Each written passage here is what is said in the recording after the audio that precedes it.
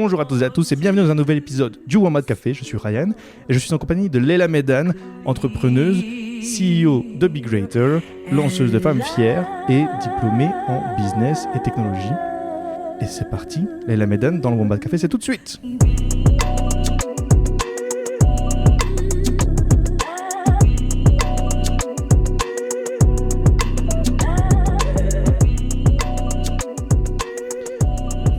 Bonjour Leila. Bonjour Ryan. Ma première question, elle va être très très simple, c'est comment vas-tu ? Je vais très bien. Et toi, comment vas-tu ? Oh, merci. Merci de me répondre avec une question. Je vais très très bien. Je suis un petit fatigué et je sais qu'il faut être efficace dans cet épisode. Donc on va essayer à faire le rendement le plus magnifique jamais fait dans l'histoire du Wombat Café. Mais justement, donc si on devrait te présenter en quelques étapes et pourquoi je t'ai invité, je pense que c'est aussi important de le dire pour avoir une bonne introduction. La première chose, c'est tu es entrepreneuse, tu as déjà plusieurs organisations sous ton aile. Ça fait plusieurs années que tu fais ça. Et je voulais aussi parler de Big Greater et Femmes Fières en particulier. Je sais qu'il y a le festival Sochi et plein d'autres choses que tu fais. Mais je me suis dit, il faut faire un rendement dans cet épisode. Allons directement à l'essentiel. Moi, ce qui m'intéresse là-dedans, c'est le côté engagement. Et c'est pour ça que je voulais aussi t'inviter, parce que je trouve que c'est ça qui est le plus important. C'est comment on développe l'entrepreneuriat, qui est vu comme quelque chose de très capitaliste à première vue, où l'argent est le seul objectif, ou peut-être l'objectif principal. Mais tu as mis l'humain en objectif principal, et je trouve ça très important. Et je voulais donc commencer avec, tu es la fille d'un papa marocain, la fille d'une maman qui est belgo-croate. Tu as étudié en Angleterre, en Belgique. Différentes cultures, en tout cas, se sont mélangées et tu as pu être témoin de plusieurs cultures. Comment tout ça a pu influencer ta vision de la vie, ta vision de l'entrepreneuriat, ta vision dans ta vie quotidienne, en fait ? Je dirais que ça m'a peut-être pas influencé, mais ça m'a surtout, en fait, ouvert des portes, ouvert les yeux. Ça m'a donné beaucoup d'outils, parce qu'en fait, grâce justement à cette richesse de culture, je suis devenue un peu un caméléon, si tu veux, où j'arrive à comprendre le quotidien et la réalité de différentes personnes. Et donc, ça me permet, quand je propose des projets, d'être en adéquation avec le besoin du terrain directement, peu importe si justement je propose un projet à destination de différents publics et dans différents pays. J'ai cette sensibilité-là qui me permet d'être plus connectée. On vient de parler donc que tu as été dans plusieurs pays. Je trouvais ça important quand même de parler de ton parcours, de tes études, qui ont été au début chaotiques, je crois qu'on peut parler de ça, et puis tu as trouvé ta voie. Tu as fait d'abord Solvay, et puis qu'est-ce que tu as fait ? Alors, j'ai d'abord démarré par Solvay, parce que mon grand-père a fait Solvay, et parce que pour moi, études business, parce que le business m'intéressait beaucoup depuis que je suis enfant, Solvay était un peu l'unique option que j'avais. Puis j'ai démarré Solvay, mais j'avais déjà fait 1 an au Canada juste avant. Et donc, c'est vrai que j'avais déjà justement un peu ouvert les yeux sur les différentes pédagogies en fait, qui existaient dans le monde. Et quand j'ai démarré Solvay, que j'ai vu un peu le type d'apprentissage, les matières qui étaient enseignées aussi en première, en deuxième, en troisième, je me suis dit, ouh là là là là, je vais devoir attendre la première année de master en fait, pour enfin creuser un peu plus dans l'entrepreneuriat, dans le business. J'avais pas 3 ans à attendre, à être en attente dans une salle, et donc je me suis dit en fait je vais y aller, ce qui fait que ça m'a emmenée en Angleterre. Pourquoi ? Parce que j'ai pas beaucoup d'argent. Moi, je viens d'une famille, qui vient de catégorie populaire, revenu moyen, donc pas beaucoup de sous à investir dans les études. Donc je cherchais en fait un endroit où je pouvais payer pour mes études et où je parlais la langue. Donc je maîtrisais le français et l'anglais. Le néerlandais un peu moins, et donc après toutes mes recherches, j'ai trouvé que l'Angleterre était une bonne option, où j'ai commencé d'abord en communication, parce que je me suis dit, tiens, j'aime bien la com, le marketing, ça me parle, ça me ressemble. J'ai fait 3 mois. Donc ça j'ai fait 3 mois. La com en Angleterre, j'ai fait 3 mois. Je me suis dit, en fait, c'est pas pour moi ce truc. Donc j'ai repris en fait en business international et finance, et j'ai terminé mon bachelier en Angleterre, du coup là-dedans. Je trouve ça dingue, donc tu as touché à plein de trucs, ce qui démontre déjà un peu le profil de l'entrepreneur. Je crois que ça va directement avec ça, le côté très versatile. Mais est-ce que tu as ressenti de la pression de vouloir changer ? Tu dis toi-même que tu viens d'une famille modeste. Je crois que c'est compliqué de devoir payer des études, trouver sa voie. Et il y a aussi la pression de devoir absolument réussir, parce qu'on sait qu'on ne pourra pas compter sur l'héritage. Hein ? Tout à fait. Et donc je voulais savoir, est-ce que tu as ressenti de la pression ou une vision sur toi-même où tu t'es dit, là je me sens nul par exemple ? De la pression, non. Je savais que je voulais arriver au bout de ces études parce que je pense que, enfant aussi d'immigrés, il y a un petit peu ce papier qui est important, même si en fin de compte il ne veut plus rien dire aujourd'hui, mais il y a ce papier qui est important et donc c'était important pour moi d'avoir ce papier, peu importe ce que je faisais après. Donc ma mère n'a jamais vraiment mis de pression sur moi, mais par contre, ouais, je ressentais ce besoin, moi personnellement, de terminer et d'arriver au bout. Donc je suis quelqu'un qui fonce, donc je me suis jamais sentie nulle parce qu'en fait je savais ce que je voulais. Et que ça me convenait pas. Et donc la question s'est pas posée à un moment donné de me dire est-ce que vraiment c'est risqué ce que je fais? J'aimais pas ce que je faisais. Je devais trouver autre chose, point à la ligne. Que ça plaise ou que ça plaise pas. Wow. Ouais, non, tu as raison, mais c'est parce que moi, à première vue, ça paraît compliqué. Comme il y a un truc de, je sais pas moi, les études, c'est entre guillemets sacré. Peut-être que j'oserais pas. C'est peut-être une histoire juste d'oser, c'est peut-être ça. Moi, j'oserais pas dire ah non, ça me convient pas, vous avez payé, il faut que j'aille jusqu'au bout. Ça aurait été impossible. Heureusement que j'ai trouvé directement ma voie. Sinon, je sais que ça aurait été très compliqué. Mais alors, dans tout ça, pour arriver jusqu'à Big Greater, et donc l'intelligence artificielle, la technologie, tu as fait du business. Donc, comment on arrive dans le domaine de la technologie? Déjà, on a des PlayStation à la maison, on a des Game Boy, on a un PC, et on passe son temps à jouer déjà. Donc, j'ai déjà une passion depuis que je suis enfant pour la tech. J'ai jamais été très dans le codage, ça ne m'a pas passionnée, particulièrement le côté codage. Mais par contre, jouer, découvrir justement de nouvelles choses, comprendre ce monde du digital, j'étais passionnée par ça. Et donc, j'ai pas vraiment apporté grande attention sur cette passion-là jusqu'à mes 18 ans ou 19 ans. Quand je suis arrivée en Angleterre, justement, où il y avait une frustration qui m'a un petit peu accompagnée tout au long de ma jeunesse, c'est qu'à Bruxelles, à l'époque, il n'y avait pas beaucoup d'artistes qui faisaient des concerts. C'était soit à Paris, soit en Hollande, à Amsterdam, parce que après, c'est une petite ville, pas beaucoup de gens. Et je me suis dit, mais punaise, moi, j'ai pas l'argent pour partir à Amsterdam, j'ai pas l'argent pour partir à Paris, et je rate ces concerts, ça me gave. Donc, il fallait que je trouve une solution pour arriver justement à avoir accès à ces concerts. Et donc, je me suis dit, c'est en 2011, je vais lancer une plateforme de live streaming pour pouvoir voir les concerts de peu importe où je suis dans le monde. Et c'était qui que tu voulais voir en concert? À l'époque, balance les dossiers. C'est Tokyo Hotel ou c'est Justin Bieber? Oh non, à Justin Bieber, je suis même pas sûre qu'il était né déjà en 2011.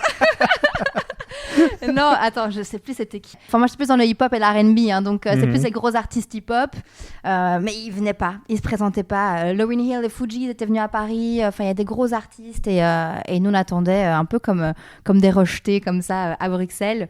Et donc cette idée m'est venue quand je suis arrivée en Angleterre. J'ai découvert du coup la culture aussi entrepreneuriale en Angleterre, qui est complètement à l'opposé de la culture très conservatrice qu'on a ici en Belgique. Et donc je me suis dit tiens, en fait, je vais tester ce bazar. Il y a un truc à jouer. Donc, c'était avant Instagram Live, avant Facebook Live, etc. Il y avait une plateforme de live qui proposait ça. Et donc, je me suis renseignée. Et c'est là que j'ai découvert l'intelligence artificielle et justement ces technologies-là qui permettaient la retranscription d'informations, la collecte de toutes ces données, le traitement de toutes ces données aussi pour être affichées via une plateforme et que tout le monde regarde et puisse avoir des chouettes vidéos, recommandations de vidéos, etc. quoi. Voilà, donc ça c'est un petit peu mon entrée.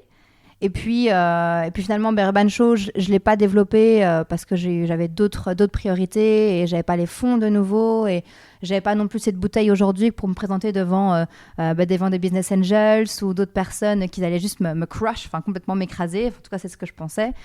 Et donc, je suis rentrée en Belgique sans lancer cette initiative-là. Et puis finalement, je tombe dans le recrutement. Après mon expérience dans le recrutement, j'arrive comme consultante informatique, enfin en transformation digitale plutôt, dans différentes grosses entreprises telles que CGI, telles que Cognizant ou d'autres. Et c'est là que je suis rentrée un peu plus dans le détail aussi, dans des projets de robotics, d'automatisation et d'autres. Déjà, je pense qu'on commence déjà un peu à voir une sorte de personnalité qui commence à se former là dans cette interview. Tu es fonceuse et le monde de la technologie, d'un point de vue extérieur, je ne connais pas très bien. Ça paraît d'être un monde très masculin, où c'est aussi que des fonceurs peut-être, mais en tout cas très masculin. Est-ce que toi tu l'as ressenti ce côté-là, ou est-ce que c'est carrément un cliché? Et comment toi tu es passé outre peut-être ce monde plus dictatorial pour une partie de la population qui serait dans ce secteur-là? Alors c'est clairement un secteur encore très masculin, pour beaucoup de raisons. Principalement, il y a beaucoup de stéréotypes liés aujourd'hui justement au monde de la tech. Quand on parle tech, on parle geek, Qui est-ce qu'on voit quand on voit un geek? On voit un autiste derrière un PC qui sort pas de chez lui, qui a des vêtements tout puants, qui s'est pas lavé depuis 3 jours et des cadavres de pizza avec des rats en dessous de sa boîte de pizza. Big Bang Theory, quoi, en fait. Voilà, donc c'est vraiment exactement. Donc c'est vrai que même moi, j'avais pas conscience en fait du spectre de carrière qui existait dans ce secteur-là. Et donc, premièrement, il y a aujourd'hui ce biais par rapport à ce secteur qui fait qu'il y a beaucoup de femmes qui ne sont pas au courant de tous les métiers qu'il y a. Il y a beaucoup de métiers où on ne te demande pas d'être derrière un PC, on te demande justement de faire le pont entre le business et entre ces codeurs qui sont un peu autistes. Tu peux faire du design aussi. Enfin, il y a plein de super chouettes métiers. Donc, et qui est très humain. De nos jours, c'est devenu hyper humain. Il faut comprendre l'humain pour pouvoir mieux développer la technologie. Exactement. Ça paraît logique. Exactement. Mais c'est vrai que dans toutes les équipes dans lesquelles je me suis retrouvée, dans chacune de mes expériences, je pense qu'à 90%, voire 95%, c'était que des hommes. Ce qui, moi, au début, me dérangeait pas parce que je comprenais pas. Et puis, c'est vrai qu'il y a certaines expériences qui se sont moins bien passées que d'autres. Voilà, il y en a certaines où tu arrives dans une équipe et c'est vrai que moi j'ai pas le profil justement de cette nana au style un peu geek. J'aime bien même m'habiller, etc. Et donc t'as des regards, t'as des remarques, tu les ressens et voilà. Donc c'est aussi, il y a une statistique que j'aimerais donner ici, c'est que à l'âge de 35 ans, il y a 50% des femmes qui sont lancées dans la technologie qui quittent le secteur. Donc la moitié des femmes qui entrent en tech à 35 ans, quittent le secteur et n'y reviennent jamais. Tu as des explications Ok, c'est parce qu'il y a là un regard, parce qu'il y a... À cause des biais, à cause de la différence salariale, à cause justement des stéréotypes, de l'attitude. Ce n'est pas un secteur très inclusif encore aujourd'hui, de par cette prédominance masculine. Et donc, à 35 ans, c'est tellement insoutenable que la moitié des femmes, en fait, quittent le secteur. Donc, je pense qu'il y a vraiment aujourd'hui un problème à devoir régler. Alors, je ne blâme pas les individus, mais je pense qu'au niveau sociétal, il y a quelque chose à faire et il y a en tout cas une ouverture d'esprit à devoir avoir, une déconstruction des stéréotypes à devoir mettre en place dès le plus jeune âge, en sensibilisant aussi les jeunes femmes et les jeunes tout court à ces métiers-là, ces métiers porteurs. Là, on arrive déjà dans le côté Big Rater. Tu as déjà un petit peu répondu à cette question. Donc, Big Rater, si j'ai bien compris en regardant et en écoutant des interviews, c'était une firme de consultance qui va aider à trouver ce lien entre l'inclusivité et la technologie, en fait. Et ce que je trouvais intéressant, c'était qu'il y avait cette collaboration entre les ressources dites humaines et puis la technologie. Donc ça paraît contre-intuitif de se dire, ok, ressources humaines, on va utiliser la technologie, une intelligence artificielle impersonnelle pour pouvoir aider. Est-ce que tu serais un peu expliqué et aussi peut-être même déjà donner une motivation de... Qu'est-ce que tu dirais à quelqu'un qui te dit « Ouais, mais c'est les ressources humaines, c'est humaine, pourquoi on a besoin d'une technologie ?» Bon, déjà, pour casser tous les mythes, aujourd'hui, toutes les boîtes, que ce soit de recrutement ou peu importe, utilisent des technologies pour les accompagner dans le traitement de données. Parce qu'il y a beaucoup trop de données. Pour un métier, tu as plus ou moins 200 candidatures. Donc, ce n'est pas possible humainement de traiter toute cette information-là. Et donc, la tech est déjà utilisée à grande échelle dans ce secteur, enfin dans ce domaine. Alors, c'est beaucoup plus tardif que d'autres domaines, par exemple comme le domaine bancaire ou dans d'autres secteurs. Mais j'ai entendu parler qu'on scannait les CV déjà et que s'il y avait certains CV qui n'étaient pas dans le bon format, c'était ciao avant même de commencer à interviewer. Et c'est là où il y a des problématiques.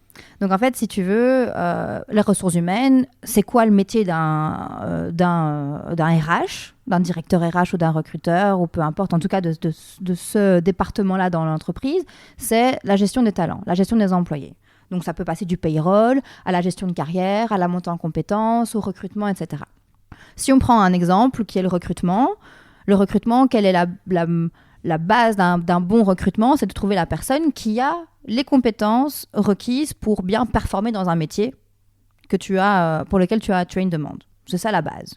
Pareil pour la gestion de carrière. C'est à un moment donné, toi en tant que talent, en tant qu'employé, tu as envie de te développer dans un certain domaine, dans un certain métier, et tu recherches des formations qui vont t'aider à acquérir ces compétences.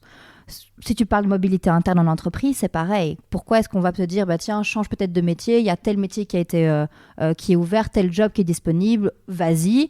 Sur qu'est-ce qu'on va regarder? Tes compétences. Donc en fait, là, qu'est-ce qui rassemble tout ça? C'est la notion de compétence. Donc, si on prend un recrutement, on vient de le dire, je suis une entreprise, je lance un job, je vais recevoir 200 candidats. Humainement, comment est-ce que tu me garantis que tu vas traiter 200 CV de la même façon, avec la même objectivité? C'est presque impossible. Et donc, c'est là que l'IA, en fait, va vraiment rentrer en compte. L'IA va permettre, justement, d'accélérer ce traitement de données sur base de critères objectifs. Et donc, d'éviter que des biais humains, par exemple, viennent empiéter sur ce processus. Un exemple très simple de biais humain, ça va être le biais d'affinité. Biais d'affinité, il veut dire quoi? Il veut dire en fait qu'on a tendance à être plus proche des personnes qui nous ressemblent et de mieux nous entendre avec ceux qui nous ressemblent. Et donc c'est pour ça que des fois, tu vas regarder des personnes qui ont des groupes d'amis et ils se ressemblent tous. Alors peut-être pas physiquement, tu as peut-être des femmes, des hommes, mais ils ont sûrement beaucoup de centres d'intérêt en commun et c'est pour ça qu'ils sont ensemble. Mais c'est pareil dans le recrutement. C'est-à-dire que si tu vas faire une interview avec une personne qui te ressemble et 2 heures plus tard, quelqu'un qui est complètement différent, tu vas avoir tendance, même s'ils ont les mêmes compétences, à favoriser la personne avec qui tu as eu un meilleur échange parce que le courant est mieux passé.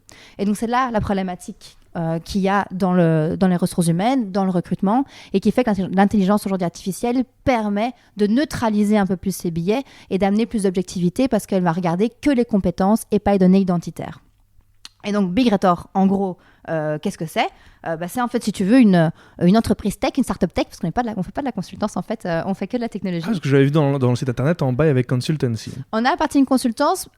Pourquoi? Parce que pour permettre aux PME, par exemple, aux entreprises qui n'ont pas les moyens, justement, de développer une stratégie de diversité et d'inclusion, parce que ça coûte vraiment cher, on est en train de mettre en place des petits packages pour les aider justement à développer cette stratégie en interne et donc d'utiliser notre outil comme étant vraiment un acolyte de leur stratégie. Tu vois, donc c'est pas la partie principale. Donc c'est vrai qu'on n'est pas une boîte de consultance, on est une boîte tech, mais qui propose aussi des services supplémentaires, complémentaires pour répondre en fait à cette valeur fondamentale qui est le besoin de justice. Toi, tu mettais vraiment l'humain au centre. C'est vraiment j'ai mis l'humain au centre dans mes projets. En fait, c'est même plus que ça. Je mets le besoin de justice au centre de mes projets. Et donc, je vais développer différents projets, que ce soit dans Big Rator ou dans Femmes Fières. On va rester sur Big Rator. Par exemple, on a lancé Take a Chance on Me, qui est une campagne aussi où on fait des vidéos, on interviewe différentes personnes pour justement un peu mettre en lumière l'expérience de personnes aux identités différentes dans le monde du travail, dans le marché du travail, et comprendre un peu mieux leur ressenti face à certaines inégalités et où ils en sont aujourd'hui, comment est-ce qu'ils sont passés outre, et justement augmenter pour les jeunes la représentativité de toutes ces personnes dans le marché du travail. Donc tu vois, il y a vraiment plein de choses qu'on fait, mais le cœur, vraiment, c'est cette technologie-là, c'est ce SaaS, donc c'est un Software as a Service qu'on développe, qui va venir en fait accompagner l'entreprise dans ce traitement de données pour vraiment lui permettre d'avoir une meilleure vue sur les compétences de ses employés et aider ses employés à se développer au sein de l'entreprise, mais aussi développer leurs compétences et trouver le bon métier, la bonne carrière pour leur épanouissement. Si je comprends bien, ce que tu es en train de faire, c'est cette intelligence artificielle, tu essaies d'enlever ces biais cognitifs et ces biais humains. Mais j'ai déjà entendu, par exemple, une intelligence artificielle qui voulait essayer de prédire quel prisonnier allait se retrouver en prison aux États-Unis. Et on s'est retrouvé avec une intelligence artificielle qui, en fait, faisait elle-même ses biais en mettant en prison, en prévoyant de mettre en prison une population plus afro-américaine. J'ai vu aussi, par exemple, de toute manière, c'est un humain qui crée cette intelligence artificielle. Donc, comment tu arrives alors à passer outre ces biais cognitifs du créateur, la créatrice, lorsque tu lances cette IA? Alors déjà, si tu me fais utiliser une IA qui est créée par une seule personne, je te dirais fouille. Okay. Fouille très loin. Run away. Parce que c'est clair que ce sera biaisé. Moi, aujourd'hui, je crée une intelligence artificielle, je crée un algorithme. Il va être biaisé. Pourquoi? Parce que j'ai développé avec ma grille de lecture de la vie, ma réalité. Et donc, c'est pour ça qu'aujourd'hui, tu as vraiment un besoin d'avoir plus de diversité, justement, dans les équipes de développement. Parce que moi, j'ai pas la réalité d'une personne aveugle, par exemple. J'ai pas la réalité d'une personne afrodescendante ou d'une personne transgenre. Je connais pas son quotidien. Je ne connais pas très bien ses besoins. Je peux lui poser la question, je peux lui demander, je peux l'onboarder dans le projet aussi pour lui demander peut-être certains inputs, informations. Mais je pourrais jamais avoir la réponse, la vérité telle qu'elle la détient. Et donc, c'est pour ça que, par exemple, tu as Amazon qui a lancé une application aussi de recrutement il y a maintenant quelques années, je crois que ça date de 2017, où tu pouvais, en tant que candidat, déposer ton CV pour un job et il allait te dire si tu matchais ou pas avec ce métier. Jusque-là, tout va bien, c'est Amazon, tu te dis, il y a du budget, ça va être génial. Sauf qu'après même pas 24 heures, ils se sont rendus compte que tous les CV de femmes étaient mis de côté par l'algorithme. Qu'est-ce qui s'est passé? Très simplement, C'est qu'en fait, quand les équipes de développement ont décidé de collecter les données de l'entreprise pour venir entraîner le modèle, historiquement parlant, les entreprises n'avaient recruté que des hommes. Et donc, les données qu'ils avaient pour entraîner le modèle étaient des données masculines, enfin appartenant en tout cas à des personnes à des hommes. Conséquence, l'algorithme, il s'est entraîné avec des données où il se dit, je vois que d'un genre masculin. Donc en fait, ça veut dire que si j'ai un autre genre qui vient un petit peu s'incruster dans mes données, c'est que c'est pas bon, c'est pas un profil en tout cas qui amènera à une réussite ou qui amènera à un succès. Et donc il a discriminé justement tous ces CV de femmes. Alors c'est pas question que les femmes n'étaient pas pertinentes, c'est question qu'historiquement, aujourd'hui, on a vraiment un souci au niveau d'une neutralité au niveau des données, parce qu'historiquement, on n'a jamais été neutre. Depuis la nuit des temps, les femmes ont accès seulement au monde de l'emploi, au marché de l'emploi depuis 1960, 70 maximum. On peut créer un compte bancaire depuis 78, si j'ai pas de conneries, en tant que femme, sans l'accord d'un homme ou de son mari ou de son père. Donc je veux dire, c'est vachement récent. Donc on n'a pas assez de données par rapport aux groupes sous-représentés dans le marché de l'emploi pour arriver justement à neutraliser ça. Donc qu'est-ce qu'on va faire ? On va de 1, s'assurer qu'au niveau de la diversité de l'équipe, elle soit représentative et qu'elle soit assurée. Et de 2, ce qui permet justement de pouvoir limiter ces billets et donc dire, ah bah tiens, est-ce que vous avez pensé à ça ? Vous avez pensé à checker si en fait les CV, c'est des CV appartenant à des femmes, des personnes transgenres, à des hommes, ou bien est-ce que c'est seulement des CV d'hommes ? Allez, je vais pas dire seulement une femme, peut-être qu'un homme aurait pu y penser, mais là, en l'occurrence, ils en ont pas pensé. Ils n'y ont pas pensé, c'est plus français, sorry. Je fais mon JCVD, pardonnez-moi. Ça, c'est la première chose. Et la deuxième chose, c'est par rapport justement à l'éthique derrière ton algorithme. C'est que nous, on est en train de mettre en place une matrice anti-discrimination, telle que j'aime bien l'appeler, qui va venir justement vérifier la neutralité de l'algorithme. Alors, un algorithme ne sera jamais neutre, parce qu'on vient de le dire, il y a comme source de biais les données, mais pas que. Ton modèle peut être source de données, des embeddings, donc ce que tu vas vraiment venir utiliser pour paramétrer en fait ton algo peut aussi être biaisé.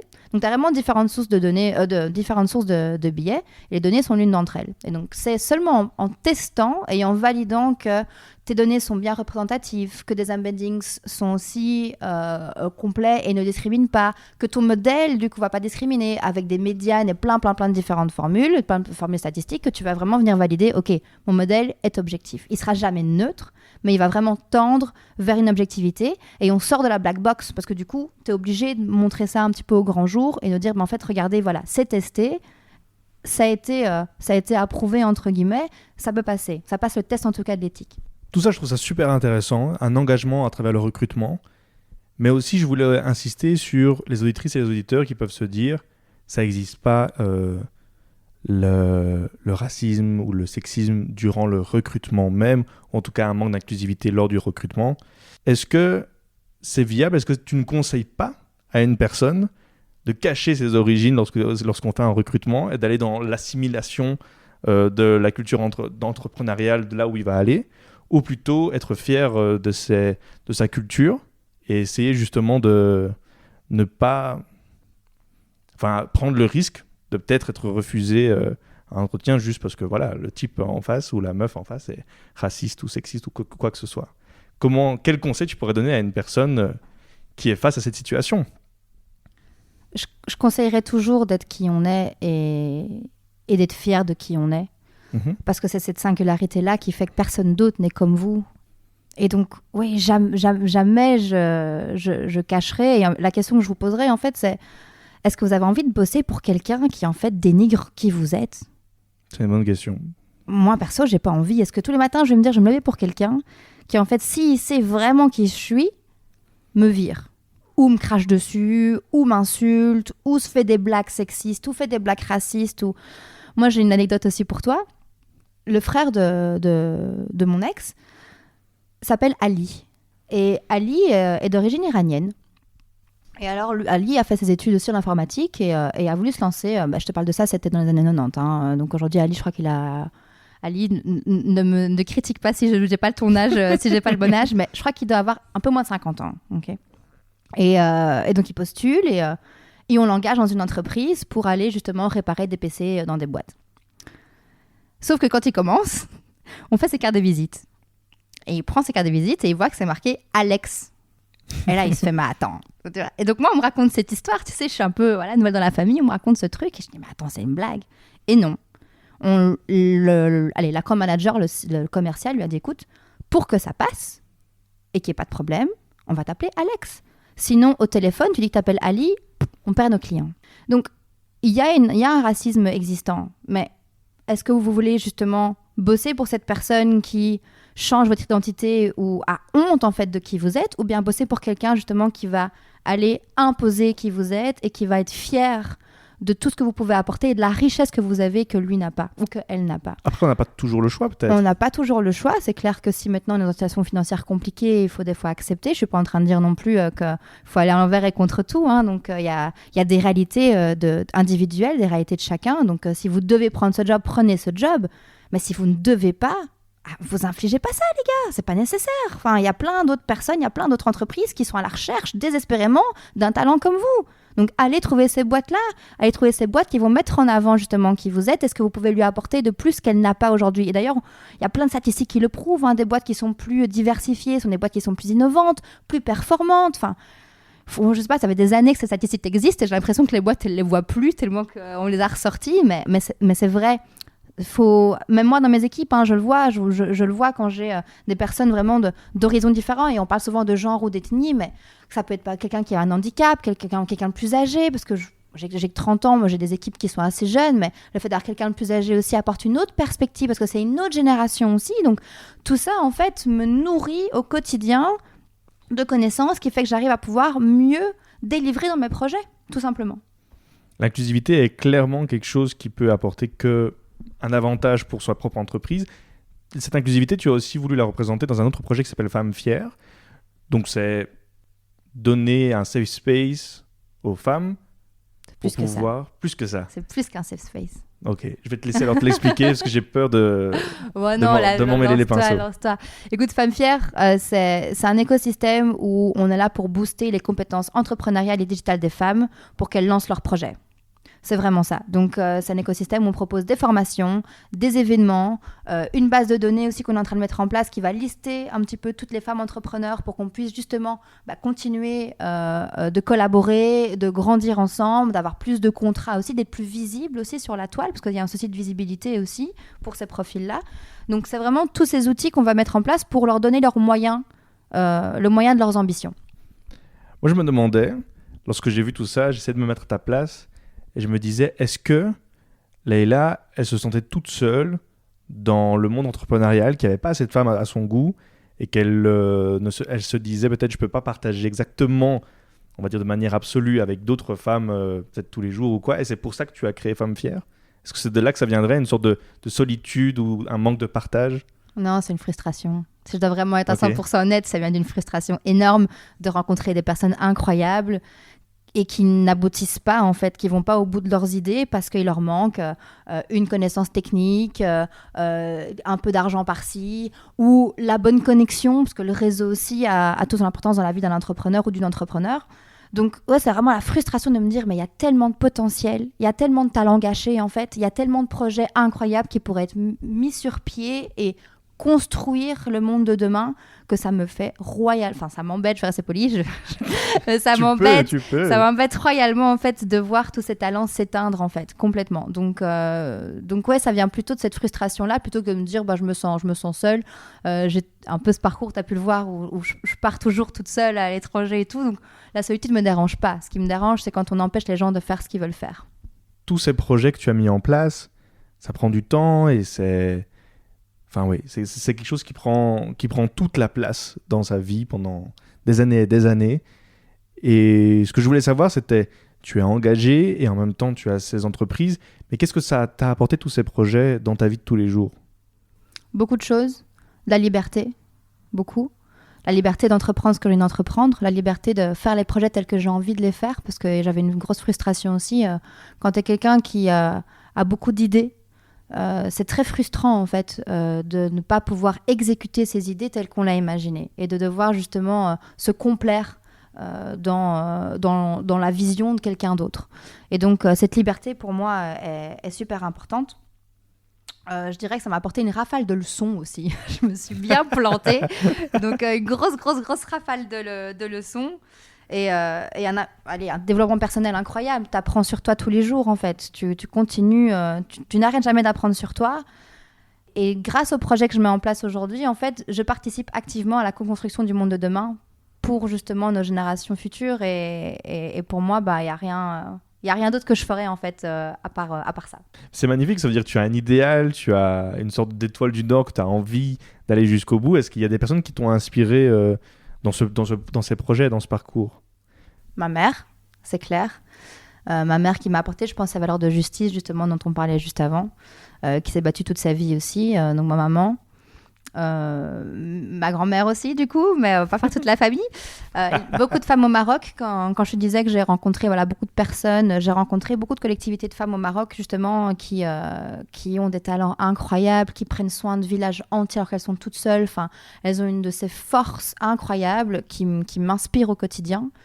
Donc oui, en termes de personnes, il y a beaucoup de gens qui m'inspirent. Enfin, voilà, aujourd'hui, notre conversation m'inspire. Je suis quelqu'un qui vraiment est très curieuse de tout et qui est très positive aussi. Et donc, je prends vraiment au quotidien tout ce qu'on me donne et j'essaye de l'analyser pour en ressortir quelque chose de positif et de constructif surtout.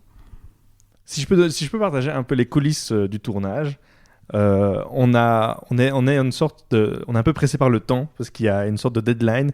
Et du peu qu'on a pu parler sur Insta, je me suis rendu compte que tu es fort occupé. Tu as tout le temps, tu cours un peu partout. Je voulais savoir si c'est quelque chose que tu aimes et aussi, est-ce que tu aurais peut-être des tips pour pouvoir gérer sa vie pro et sa vie perso? Parce que je pense que tu pourrais être la candidate idéale pour expliquer comment on arrive à gérer les deux. Bah, je vais te décevoir parce qu'en fait, j'ai pas de vie perso. J'ai fait une croix dessus. Non, c'est pas vrai. Je passe beaucoup de temps au bureau et mes collègues, à chaque fois quand ils quittent le bureau, ils me disent Leïla, tu rentres chez toi ce soir. Donc, c'est pas une blague. Je suis tout le temps au bureau. Le fait qu'on doive te le dire, c'est là où ça devient alarmant. Voilà. Donc, mais j'adore ce que je fais et c'est ça le piège. C'est que quand tu adores ce que tu fais, tu as envie de faire encore plus. Et là, j'ai des projets, enfin, j'en peux plus, je suis sous l'eau, mais j'ai tellement d'idées de faire d'autres projets que je les lance. Et donc, à un moment donné, il n'y a que 24 heures dans une journée, donc il faut avancer. Donc, je dirais que cette notion d'équilibre vie perso, vie pro, c'est pas une balance 50-50. C'est un truc très personnel, très individuel qui va varier continuellement. Il y a des jours où j'ai besoin de déconnecter du boulot complètement et de passer du temps avec ma famille ou avec mes proches et mes amis, de faire la fête. Et puis il y a des jours où pas du tout et je suis au bureau, mais H24 et je sors pas mon nez de ce bureau. Est-ce qu'on te le reproche ? Les gens qui me l'ont reproché sont plus dans mon entourage aujourd'hui. Voilà, ok. À part ma famille, mais c'est un choix de vie. C'est un choix de vie qui plaît pas à tout le monde. On me le reproche, non, parce qu'on voit ce que je fais et on voit l'impact. Et donc, on m'encourage à le faire. Et certes, ça peut créer des fois des frustrations parce que je vois mes amis très rarement. Du coup, je les vois peut-être, mon meilleur pote, je le vois tous les 3-4 mois. Et encore, c'est pendant 2 heures parce que je lui dis aussi, écoute, il y a des deadlines, il faut que je reprenne après le taf et tout.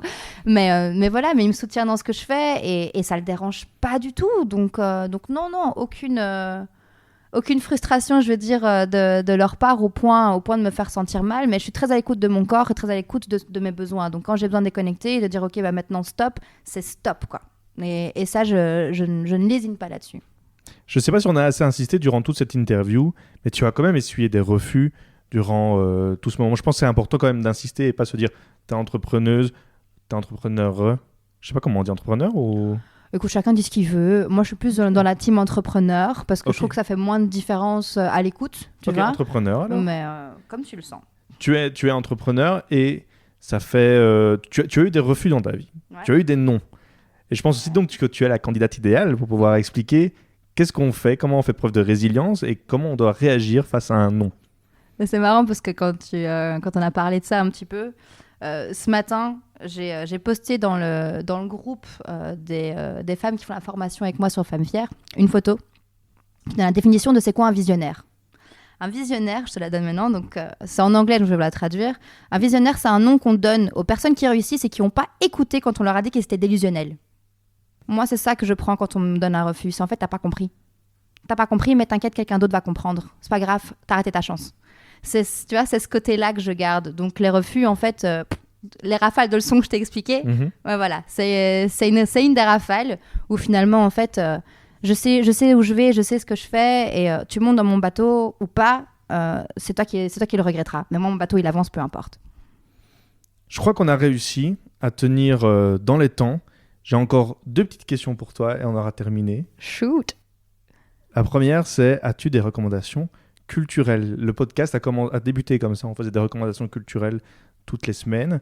Et puis je me suis dit, pourquoi pas demander à des invités de donner des recommandations culturelles. Ça peut être ce que tu veux. Ça peut être en rapport avec ton engagement. Ça peut être autre chose. Dis-nous tout. J'ai regardé une série il n'y a pas longtemps sur Netflix. Une série belge qui tournait à Bruxelles, qui s'appelle en anglais Soil, en néerlandais Grond.